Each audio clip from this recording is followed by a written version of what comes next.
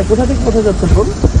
আমি হচ্ছে সাতক্ষীরা থেকে চিটাগাং যাচ্ছি। এটা কি চট্টগ্রামে যাওয়ার বাস? রাতের অন্ধকারে একটি যাত্রীবাহী বাস গন্তব্যের দিকে ছুটছিল, যেখানে সাধারণ যাত্রীদের ভিড়ে লুকিয়েছিলেন এক তরুণী। আপাত দৃষ্টিতে একজন সাধারণ ভ্রমণকারী মনে হলেও সেই তরুণীর সাথে থাকা ব্যাগগুলোতে ছিল এমন এক মরণ নেশার কাঁচামাল, যা মুহূর্তেই ধ্বংস করে দিতে পারে অসংখ্য তরুণের জীবন। গোপন সংবাদের ভিত্তিতে চালানো একটি ঝটিকা অভিযান তছনছ করে দিয়েছে পাচারকারীদের সব পরিকল্পনা। আধুনিক মরণ নেশার এই বিশাল চালানটি ধরা না পড়লে হয়তো অকালেই ঝরে যেত বহু জীবন। জীবন ধ্বংসকারী এই বিষাক্ত উপাদানের নেপথ্যে কারা রয়েছে তা নিয়ে এখন চলছে জোর আলোচনা।